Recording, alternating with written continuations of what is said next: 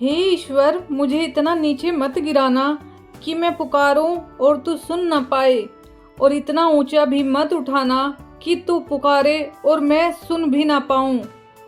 सुकून उतना ही देना प्रभु जितने से जिंदगी चल जाए, औकात बस इतनी देना कि औरों का भला हो जाए। रिश्तों में गहराई इतनी हो कि प्यार से निभ जाए, आँखों में शर्म इतनी देना कि बुजुर्गों का मान रख पाए। सांसें पिंजरे में इतनी हो कि बस नेक काम कर जाए, बाकी उम्र ले लेना कि और बोझ न बन जाए। मेरी औकात से बढ़कर मुझे कुछ ना देना मालिक, क्योंकि ज़रूरत से ज़्यादा रोशनी इंसान को अंधा कर देती है। हे ईश्वर, मेरी गुमराहियाँ मेरे दोस्त देखकर उन्हें अनदेखा कर देना, क्योंकि मैं जिस माहौल में रहती हूँ उसका नाम दुनिया है। नमस्कार, मेरा नाम है खुशी चौधरी। दोस्तों, आज आप जानेंगे श्रीमद् भगवद गीता के चौथे अध्याय का लाभ और महत्व। जीवन में कभी न कभी मनुष्य को कुछ ऐसी मुश्किलों का सामना करना पड़ता है जब उसके पास समस्या का कोई समाधान नहीं होता। ऐसे में श्री गीता की मदद से वह समस्याओं का समाधान पा सकता है। साथ ही गीता के अध्याय का महात्म्य पढ़ने से व्यक्ति को मोक्ष मिलता है। अब आप जानेंगे गीता के चौथे अध्याय का महात्म्य। एक बार लक्ष्मी जी ने पूछा, हे स्वामी, श्री गीता जी के पाठ करने वाले को छूकर भी कोई जीव मुक्त हुआ है? तब श्री नारायण जी ने कहा, हे लक्ष्मी, तुम्हें मुक्ति की एक पुरातन कथा सुनाता हूँ। गंगा जी के तट पर एक काशीपुर नाम का एक नगर है।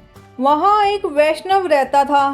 वह नित्य गंगा स्नान पर श्री गीता जी के चौथे अध्याय का पाठ करता था। एक दिन साधु वहाँ बैठ गया और बैठते ही उसको निंद्रा आ गई। एक बेरी से उसके पांव लगे और दूसरी से सिर लग गया। वे दोनों बेरियां आपस में कोप कर पृथ्वी पर गिर पड़ी। उनके पत्ते सूख गए। परमेश्वर की इच्छा से वे दोनों बेरियां ब्राह्मण के 2 कन्याएं हुई।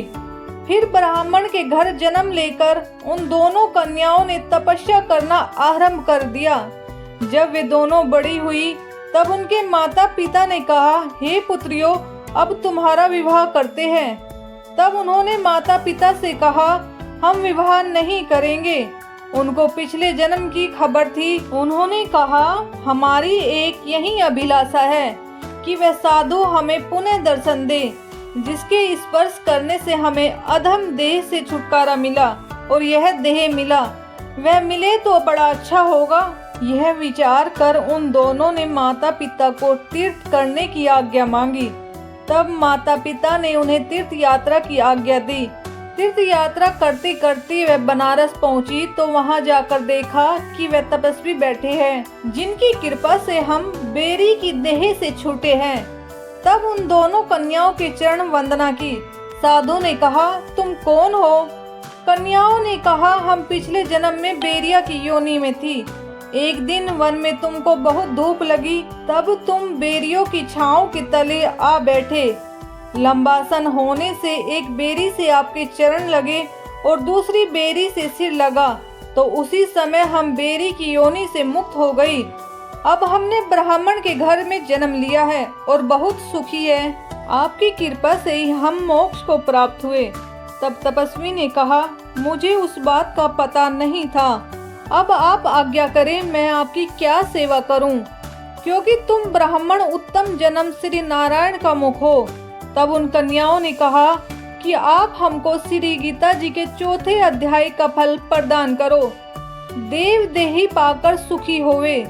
तब उस तपस्वी ने उन्हें श्री गीता जी के चौथे अध्याय के पाठ का फल दिया। फल के देते ही आकाश से विमान आए। तब उन दोनों देवी देही पाकर बैकुंठ में गमन किया। श्री नारायण, हे लक्ष्मी, यह चौथे अध्याय का महात्म्य है। दोस्तों, वीडियो थोड़ी सी भी पसंद आई हो तो प्लीज़ कमेंट बॉक्स में जय श्री कृष्णा जरूर लिखें। Thanks for watching.